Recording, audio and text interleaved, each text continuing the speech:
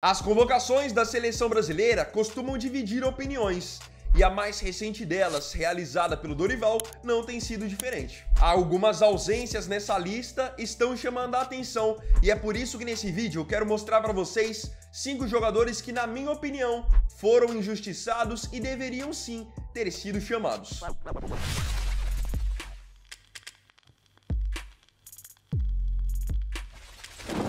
Nesse final de semana, teremos vários jogos decisivos e importantes no futebol brasileiro. Teremos Grenal no Campeonato Gaúcho, teremos Corinthians e Santos no Paulistão, Palmeiras e São Paulo no Paulistão, sem contar que na semana que vem teremos as partidas de volta dos confrontos das oitavas de final da Liga dos Campeões. Se você gosta de futebol e gosta de apostas, queria te apresentar a Alfa, que é a nova parceira do canal, a mais nova casa de apostas do Brasil, e também patrocinadora master tanto do Grêmio quanto do Internacional. A Alfa é uma casa de credibilidade e que oferece para você uma plataforma moderna e extremamente intuitiva. Lá é possível depositar e sacar via Pix, eles têm suporte 24 horas por dia, 7 dias por semana, totalmente em português. Então, se você quiser realizar suas apostas com segurança, a Alfa está pronta para ser a sua nova casa. Para você conhecer mais sobre as odds da Alfa, para você poder testar até mesmo a plataforma deles, vou deixar o link para você se cadastrar por lá aqui na descrição. Lembrando, use o código VINI quando você realizar o seu cadastro. Só relembrando que a Alfa é destinada apenas para maiores de 18 anos. Então, se você quiser jogar, tem que ser maior de idade e, acima de tudo, jogue sempre com responsabilidade, visando apenas entretenimento, beleza? Eu quero iniciar essa lista de injustiçados falando sobre um zagueiro. Um zagueiro que poderia tranquilamente ter sido chamado na vaga do Danilo, que é um jogador que há muito tempo eu já digo que o ciclo dele na seleção já chegou ao fim. Então agora o Dorival até cometeu o exagero de chamar 5 zagueiros, com o Danilo sendo um deles, e deixou de, por exemplo, levar um segundo lateral esquerdo, levar mais um meio-campista, levar mais um atacante. Então, esse zagueiro que eu entendo que poderia ter ido no lugar do Danilo é o Vitão, que é zagueiro do Internacional. Um jogador novo, tem 25 anos e eu gosto muito das características do Vitão.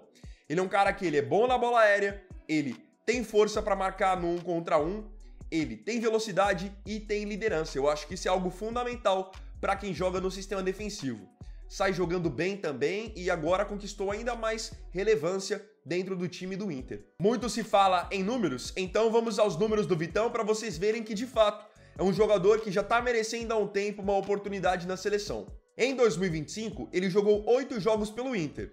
Desses 8, ele ajudou o Inter a passar 4 sem tomar gol. Na temporada passada, olhem só os números dele como foram bons. De 51 jogos, ele ajudou o Inter a passar 22 sem tomar gol.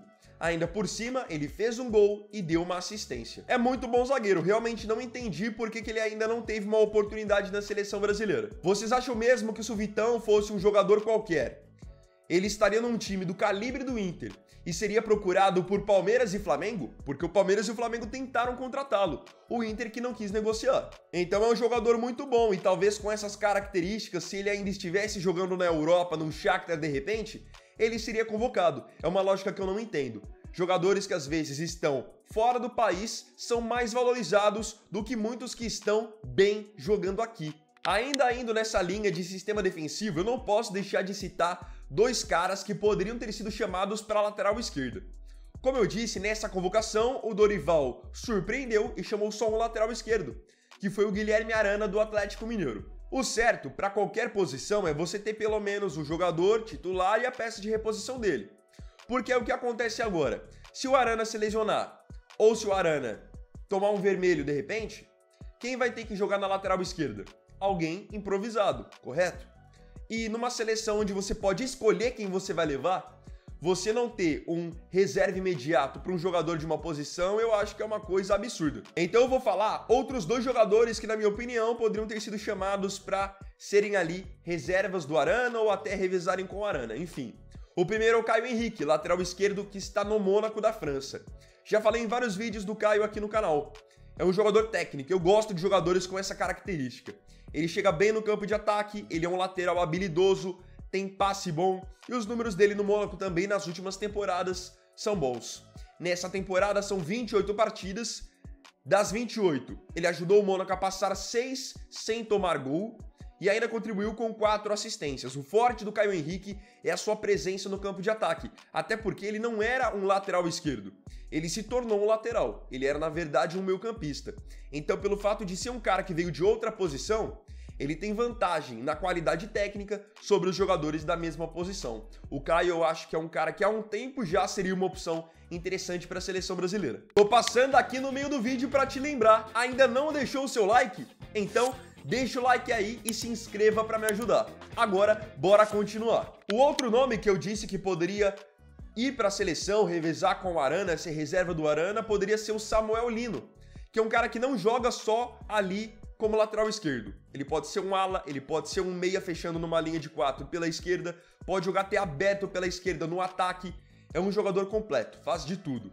Tanto que no Atlético de Madrid, que é o time dele, ele tem bons números tanto ofensivos quanto defensivos. Samuel Lino tem 25 anos, mas nessa temporada ele tem jogado como um meia pela esquerda, numa segunda linha de 4 no time do Simeone. Mas principalmente na temporada passada, ele jogou mais como um ala. Então o Atlético jogava num sistema de 3 zagueiros, com o Samuel Lino sendo esse ala pela esquerda. Consequentemente, por ter essa experiência jogando como ala, é um cara que sabe muito bem também das suas obrigações defensivas. Pegando nessa temporada pelo Atlético, ele tem 35 jogos, 4 gols marcados e 6 assistências. Além disso, ajudou o Atlético a passar 14 jogos sem tomar gol. Então são números bem interessantes. Aqui você poderia levar o Caio ou levar o Samuel, de acordo com a característica que você mais gosta de cada um. Agora, você chamar só um lateral esquerdo, aí já é sacanagem. Indo pro meu campo, eu quero falar sobre um jogador que, na minha opinião, ele tinha que ser um nome incontestável na lista da seleção brasileira para essa última convocação. Eu tinha deixado bem claro para vocês que tinham 3 jogadores ali do meio de campo que tinham que estar de qualquer jeito. Eram eles o Bruno Guimarães, que foi convocado, do Newcastle, o Gerson do Flamengo, que também foi convocado, mas um outro jogador que para mim tinha que estar seria uma opção interessante para primeiro volante, segundo volante, porque ele faz tudo bem, é o Ederson, volante da Atalanta, que vocês devem se lembrar dele jogando aqui no Brasil, no Corinthians, no Cruzeiro e no Fortaleza.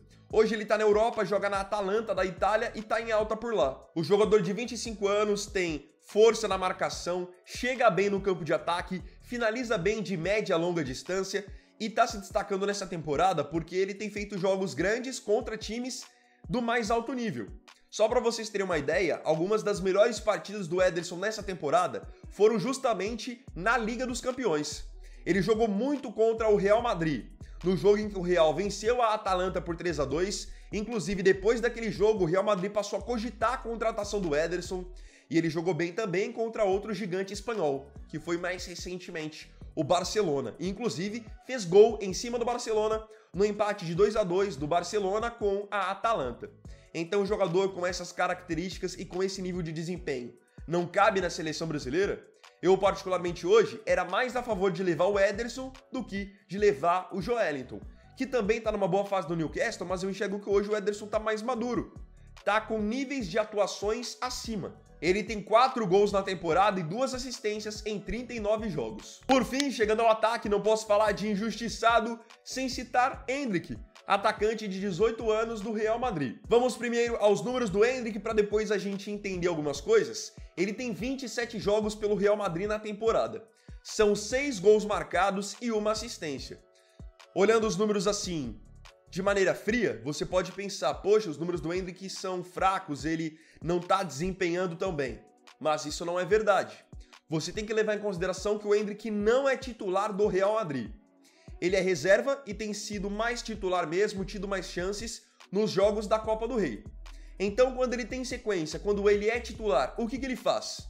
Bom, hoje ele é o artilheiro do Real Madrid na Copa do Rei, com 4 gols marcados. Inclusive, o Real Madrid foi jogar agora mais recentemente com a Real Sociedad, venceu por 1-0 num jogo extremamente difícil e quem fez o gol da vitória foi o próprio Endrick, que ficou encarregado de substituir o Mbappé. E aqui agora eu acho que vem um ponto importante. Muitos acabam enxergando como um demérito o Endrick ser reserva do Real Madrid. Só que isso não faz sentido nenhum. Ele está na sua primeira temporada de futebol europeu e ele concorre por posição com o Mbappé, que foi contratado nessa temporada para ser o cara do time do Real Madrid. Então, a concorrência ela é desleal. E quando ele entra, ele corresponde. ele marca gols, tanto que você pega a média e, em média, ele é o jogador do time inteiro do Real Madrid que menos precisa de minutos para marcar gols. Em média, a cada 82 minutos, o Endrick faz um gol ou dá uma assistência pelo Real Madrid. A média dele é melhor do que a do Mbappé, melhor que a do Rodrigo, melhor que a do Vinícius Júnior. Então, um jogador com esses números, com esse nível de atuação, não merece estar numa seleção brasileira? E aqui eu nem tô dizendo que, por exemplo, o João Pedro não merecia a convocação. Eu acho o João Pedro um bom jogador. Só que o Endrick, em características, em potencial, ele tá acima do João Pedro, na minha opinião. É um jogador de força física, é um jogador de muita velocidade e tem uma coisa que o Endrick tem, que pra mim, jogador de seleção brasileira precisa ter: personalidade e estrela. Ou vocês já se esqueceram que ele ainda jogando no Palmeiras foi arremessado na seleção brasileira no ano passado? E fez gol contra a Inglaterra em Wembley, fez gol contra a Espanha no Bernabéu, fez gol contra o México antes da Copa América e depois Dorival simplesmente interrompeu a sequência dele na seleção brasileira. Então eu acho interessante isso de enxergarem o Endrick como um demérito ele ser reserva do Real Madrid. Ali estão os melhores jogadores do mundo. Eu te pergunto, o João Pedro, que foi convocado para a camisa 9 da seleção brasileira, ele seria titular jogando no Real Madrid? Também não. O Matheus Cunha seria titular? Também não. Então por que no caso do Endrick é um problema ele se reserva do melhor time do mundo? Ele tem números, quando ele entra ele joga bem na seleção, quando ele foi acionado ele foi bem, então não entendi também a não convocação dele. Sem contar que tem um caso que mostra muito bem que você não pode analisar apenas os jogadores pelos números, e é um caso que aconteceu na seleção da Argentina, que eu não sei se vocês se lembram. Só que em 2022, o Manchester City contratou o Julián Álvares, atacante cogitado no Atlético de Madrid. Ele foi contratado vindo do River Plate. Então, quando ele chegou no City, ele não era titular. Ele chegou e o artilheiro, o homem-gol do City, estava muito bem definido que era o Haaland. O Haaland foi contratado para ser estrela do City. Então o Álvares, naturalmente, era o seu reserva. Do período em que o Álvares chegou no City até a Copa do Mundo do Catar, tivemos aí um espaço de 4 ou 5 meses. Em 4 ou 5 meses, sabem quantos gols o Julián Álvares fez? Apenas 5. Porque ele era a reserva do Haaland, naturalmente a minutagem era reduzida. Quando foi para a Copa do Mundo, o técnico da Argentina, o Lionel Scaloni, vocês acham que ele levou em consideração só o fato do Álvares ser reserva e ter poucos gols? Não. Ele sabia tudo que o Álvares podia entregar, todo mundo já sabia que era um atacante extremamente promissor e que valia a pena ser levado para a Copa do Mundo. No fim, o que aconteceu? O Álvares foi para a Copa, não era titular no começo da Copa e conquistou a titularidade a partir do 3º jogo. A partir do jogo contra a Polônia, ele não saiu mais do time.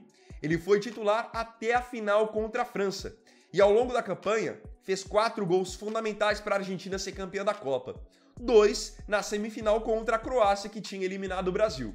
Então aí fica o questionamento. O fato do jogador estar na reserva num time grande, num time que disputa tudo, e ser reserva de uma estrela, é algo ruim? É algo que impossibilita ele de chegar numa seleção? Porque o Scaloni acreditou no Álvares e isso trouxe resultado. O Dorival não pode acreditar no Endrick, é um cara que se for para a seleção, vocês acham mesmo que ele vai fazer feio? Então eu quis compartilhar as minhas opiniões com vocês aqui nesse vídeo e fiquem à vontade para colocar as de vocês, dos jogadores que vocês consideraram injustiçados, aqui nos comentários também. Então, bom galera, esse vídeo foi só o primeiro dessa sexta-feira. Eu agradeço profundamente a você pela companhia em mais um vídeo do canal. E não se esqueça, se tiver gostado do vídeo, deixe o seu like, se inscreva no canal, compartilhe, comente e me siga aqui também nas minhas redes sociais. Então é isso galera, tamo junto, até mais tarde e até o próximo vídeo. Fiquem com Deus. Vini Wagner aqui, valeu, falou e fui!